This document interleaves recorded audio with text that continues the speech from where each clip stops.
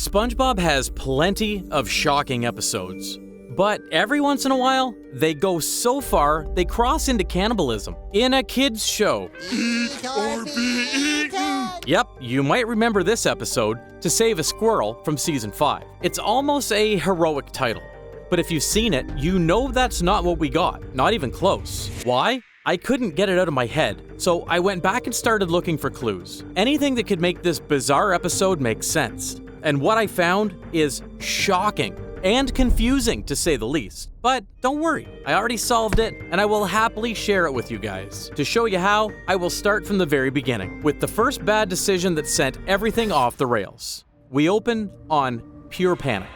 SpongeBob and Patrick are sprinting to the tree dome, screaming, "Sandy, Sandy, Sandy!" And then they both dive straight into Sandy's airsuit. Sandy pulls them out and asks what happened, and we get our first monster reveal, a tiny cricket in a helmet. This little guy? Why, he's just a harmless little cricket. SpongeBob and Patrick faint anyway. Now, you might be saying that they are both exaggerating, but remember, a long time ago this whole town went into an apocalypse from one land insect. So yeah, they should be terrified of a cricket. After one bubble away, Sandy said she's late for survival training camp, but the way she describes it, well, it's not ordinary camping. I go only with my bare hands, a harpoon, and 65 pounds of dynamite. Oh, it's eat or be eaten. Yeah, Sandy, even though we just saw you loading crates with big-ass food labels on it. Naturally, SpongeBob and Patrick beg to come, but Sandy shuts it down immediately because hardcore survivalists only.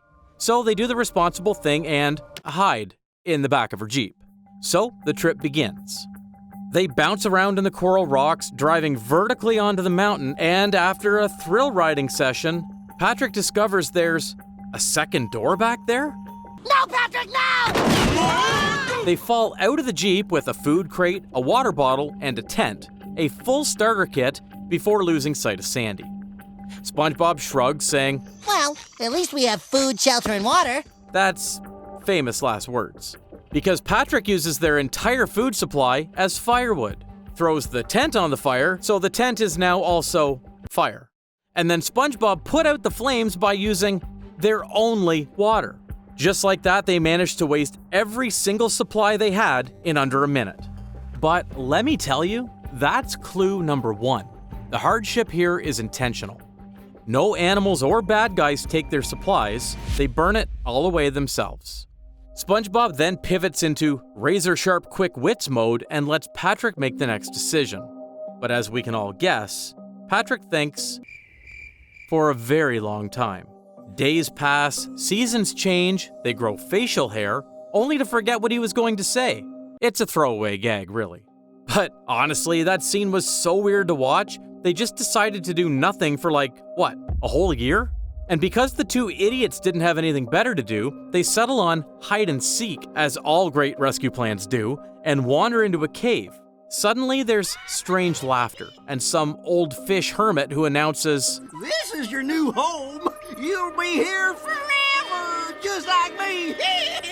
40 years, he says. 40 years I've been here. There is no exit from this valley, and they will be stuck in here for the rest of their lives. Patrick is somehow impressed by the hermit conditions. SpongeBob is not. And then the hermit drops the line that tilts the rest of the episode. Out here, it's eat or be eaten. Now the big idea is planted. The idea of hunger and cannibalism. This is where the story starts to feel unsettling. Notice that both of them never really complain about hunger or eating each other until up to this point. They only think of cannibalism now because the old hermit said so. Even the two of them are just panicking at first. They only get paranoid by the idea. But because the old hermit kept repeating the mantra every 5 seconds, SpongeBob finally snaps to it. I shall eat Patrick before he eats me. And now, the whole Looney Tunes shenanigans begin. SpongeBob tries to fry Patrick's arm in a pan while he's looking away. Patrick bolts, then tries to make a stew out of SpongeBob by tricking him with a hot bath. The roles keep swapping. Because if SpongeBob can eat Patrick, Patrick can eat SpongeBob too. And they didn't stop. In fact, things only get more deranged from here. SpongeBob builds a bread bed for Patrick, tucks him in with another slice, adds an olive toothpick blanket, and reaches for the ketchup for the dressing. Patrick bails, then the ketchup bottle becomes a tug of war. They cover each other in red and start biting. Also notice that while they both try so hard to eat each other, they literally pull out actual food in the process. So it's clear that they're not short on food. They are just so consumed by the eat or be eaten idea. And that's when the hermit claps. Congratulations! You did it! Only a hardcore survivalist will break down and nearly eat his best pal. Patrick asks the obvious. Why do you care if we're survivalists? Then comes the big reveal. The hermit is Sandy all along. Turns out it wasn't an accident that they fell out of the truck. She planned it. And every single one of the hardships, the scarcity, the fear theater, the mantra, is a test to prove that they're hardcore survivalists. She pins medals on them for passing, which is appreciated, I guess. SpongeBob and Patrick smile, say thanks, and immediately turn the ketchup on Sandy. Eat or be eaten! And that's the episode. Now, let me ask you, where exactly is the to save a squirrel part? Nowhere. Nothing. The title promises a rescue, almost a heroic quest. But what we actually got was a staged survival nightmare, Sandy gaslighting SpongeBob and Patrick until they nearly ate each other. So why doesn't the title align with the plot? And why does Sandy push SpongeBob and Patrick to the brink, only to hand them medals at the end? At first glance, it feels like bad writing, like somebody mixed up the script pages. But truth be told, this episode hides so many more unexplained details in the background, specifically in the production process. So I kept digging, desperate to find anything that could solve this mystery. And the answer I found? Just as shocking. Buried in the production history are early drafts, alternate titles, and a scrapped storyline that explains how this plot turned so strange. Here's where things get interesting. The plot for To Save a Squirrel didn't always look like this. In fact, the plot was very different when they first pitched the episode. I found the early draft for the episode on the wiki page. It was said that in the early outline, SpongeBob and Patrick didn't mean to fall out of the Jeep, out of Patrick's stupidity. They actually made it to the campsite with Sandy and were ready to start the hard survivalist camp. But then the plot takes a hard left turn because somewhere in the middle of the lesson, Sandy gets carried off by a pterodactyl. Yeah, that flying dinosaur. The rest of the story would have been SpongeBob and Patrick teaming up with the old hermit, which is still Sandy in disguise, to tackle obstacles and rescue her. In other words, a plot that actually matches the title. Even if you look at the alternate titles they had on the table, you can tell the writers were circling around this theme. Like there's Survival of the Misfittest, Sponge-Napped, The Most Dangerous Hobby, Captured, Kidnapped, Lost Castaways, and my personal favorite, Welcome to the Error Dome. So clearly this episode went through some heavy rewrites. At one point, it was a straightforward Rescue Sandy adventure. Later, it leaned on survival horror. I didn't find the exact reason for that change. My best guess would be maybe the rescue version dragged too long, or maybe they find some trouble in animating it. But for the most part, that explains the mismatch. That means the title just got left behind when the story changed. Simple enough, right? But do you think Nickelodeon would leave such an obvious error? Or they're cooking something else? Because if you read it a certain way, To Save a Squirrel isn't a mistake after all. As it turns out, the title actually meant to tell us about a much darker theme, one that most kids, and honestly most adults, would never notice. The bigger twist we get is that instead of renaming the episode, the writers bent the story until it could double as a play on the 1960 novel To Kill a Mockingbird. And if you're familiar with that story, you know it's not about rescue missions or dinosaurs at all. Now, for those who don't know it, I won't get too deep with the novel itself. You guys could read it by yourself if you wanted to. In fact, I encourage you to. The book is pretty good.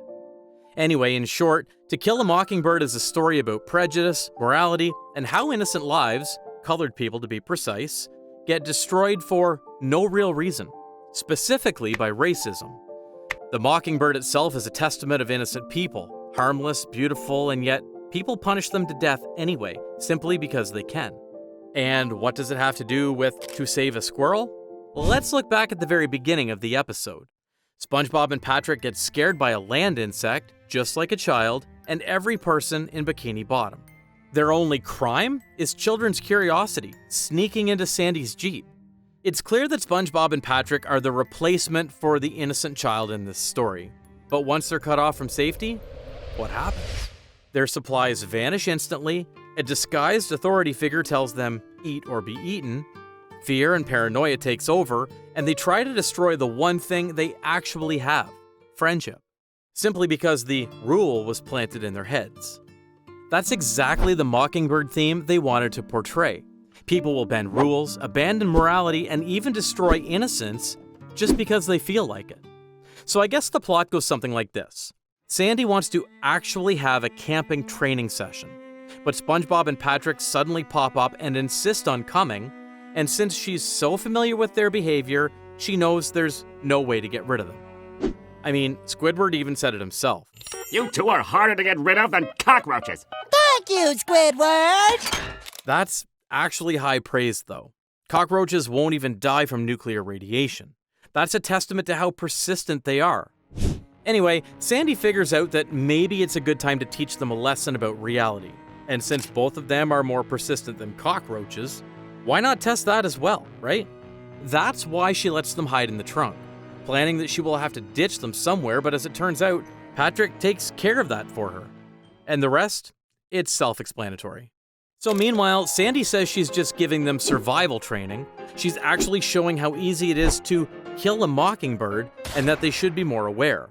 Sadly, this episode didn't dictate the life lessons loud enough. Most people wouldn't catch this meaning. Even SpongeBob and Patrick didn't catch it either. The ending itself proves it. Even after Sandy reveals the trick, SpongeBob and Patrick immediately turn on her, which is also the last sad lesson from the book. Once the paranoia switch flips and people start killing the mockingbird, there's just no turning it back off. It's ironic. Instead of teaching them the real lessons behind the tragedy, she just turned them into the very person they should be fighting. All it takes is one bad sentence. That's what To Kill a Mockingbird was about. And shockingly, that's what To Save a Squirrel ends up showing too. Innocence doesn't survive panic. It doesn't survive systems that bend the rules. And it definitely doesn't survive when the people in charge are testing you instead of protecting you. So, if you ever wondered why this goofy SpongeBob episode stuck in your brain, that's why. To Save a Squirrel is more than some random fever dream about cannibalism. It's SpongeBob's hidden gem about survival horror, built on paranoia, authority, and the destruction of innocence. Shocking, right? Because beneath all the ketchup fights and bread beds, the message lands harder than you'd expect from SpongeBob. Trust is fragile. Rules can bend. And even the closest friendships can break down if you heard the wrong person. So next time you watch this episode, don't think heroic mission, think To Kill a Mockingbird underwater. SpongeBob's writers really did go that far this time, huh? But then again, I'm not surprised, because if you look at Plankton's so-called cutting-edge inventions, you'll see the same writing team willing to push ideas from ridiculous to terrifying. And if you're interested, you can see the whole story more clearly in my breakdown of every single invention Plankton ever built here. I covered all of them from goofy gadgets to nightmare fuel. It's not any less shocking than this episode. I'll see you on the next dive.